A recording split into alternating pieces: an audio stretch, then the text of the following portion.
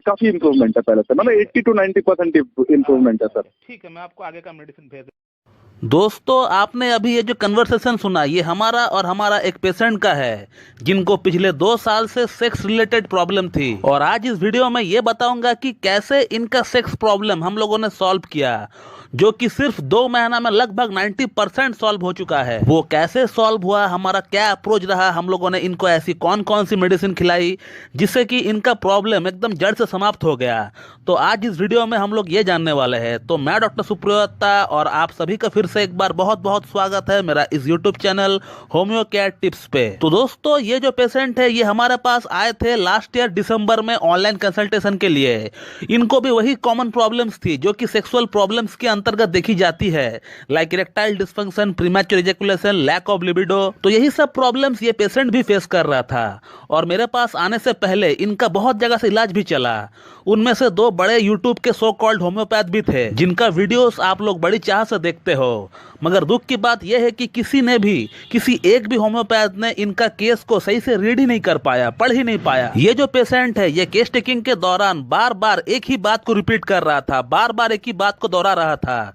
उस पर अगर कोई एक भी होम्योपैथ ने गौर फरमाया होता तो ये जो पेशेंट है ये कब का ठीक हो गया होता और इनको मेरे पास आने की नौबत ही नहीं आती। दोस्तों, ये जो पेशेंट है इनको आज से 3 साल पहले ट्यूबरकुलोसिस यानी टीबी हुआ था। और टीबी होने का बाद से ही इनको जितने भी सेक्स संबंधित प्रॉब्लम्स है वो स्टार्ट हुआ। उससे पहले ये पेशेंट बिल्कुल फिट एंड फाइन थे। ये पेशेंट बार बार दोहरा रहा था कि मुझे ये प्रॉब्लम्स नहीं थी, लेकिन जब से मुझे टीबी हुआ उसके बाद से ही मुझे ये प्रॉब्लम्स डेवलप हुई है। और उसी के बाद इनको स्टैमरिंग यानी हकलाने का प्रॉब्लम भी स्टार्ट हो गया, जो कि ये पहले नहीं हकलाया करता था। तो सेक्स प्रॉब्लम और स्टैमरिंग ये दोनों ही स्टार्ट हुआ टीबी होने का बाद से, पहले इनको नहीं थी। और जब मैं इस पेशेंट का केस टेकिंग कर रहा था इस बात को इन्होंने कम से कम 10 बार दोहराया कि सर मैं इससे पहले बिल्कुल भी ठीक था, मुझे कोई भी शारीरिक प्रॉब्लम नहीं थी, लेकिन जब से मुझे टीबी हुआ है उसके बाद से ही ये सारी प्रॉब्लम्स डेवलप हुआ है। और इसी बात से मुझे इस पेशेंट का प्रॉब्लम का जो जड़ था, जो रूट कॉज था, वो मुझे दिख गया था। और वो जड़ है side effect of anti tubercular medication. यानी जब इनको टीबी हुआ था और टीबी के लिए जब इनको एंटी ट्यूबरकुलर मेडिसिन दी गई थी, उसी इंग्लिश मेडिसिन का ये साइड इफेक्ट है। तो अगर आज मेरा ये वीडियो कोई होम्योपैथ देख रहा है तो हमेशा एक चीज को याद रखे, when you ever come across patient who have suffered from bad effects of anti tubercular medication,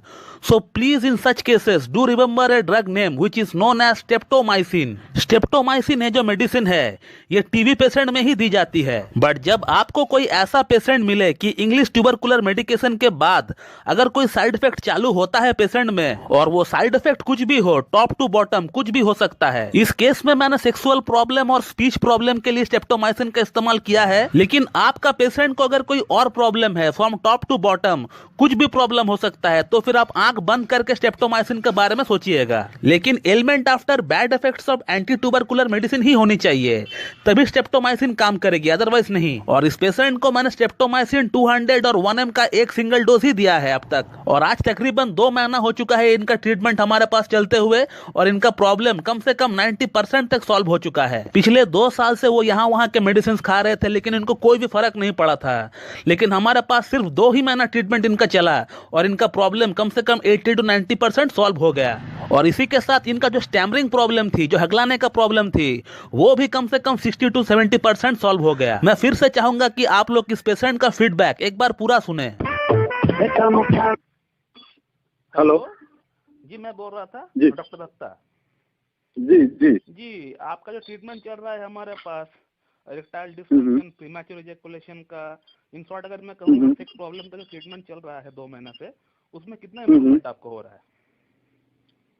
ji doctor साहब, जो आपका जो मेरा जो चल रहा था दवाई वगैरह वो तो चल रहा था दिसंबर से, तो बहुत ही अच्छा उसका फीडबैक है मेरे तरफ से। अच्छा।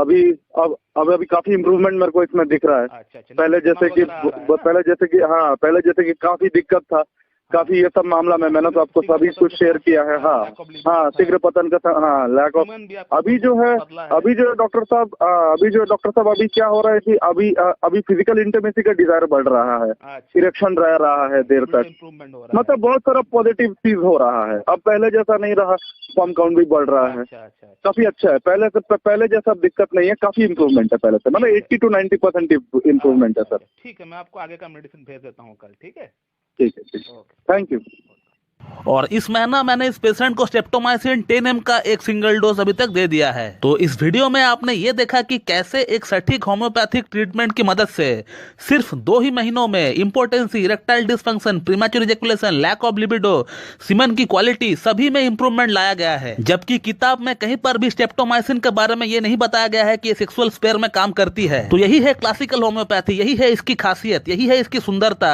यहाँ पहले से कोई भी रेमेडी सेलेक्ट नहीं रहता है हमारे लिए, और इसीलिए होम्योपैथी में medicine case to case, person to person vary करता है। Fixity of ideas doesn't work in homeopathy. जब भी कोई पेशेंट आता है तो हमें नई तरीके से फिर से स्टार्ट करना पड़ता है उसके लिए। तो दोस्तों, मैं इस वीडियो को यहीं पे एंड करता हूं। So thank you very much and have a good day.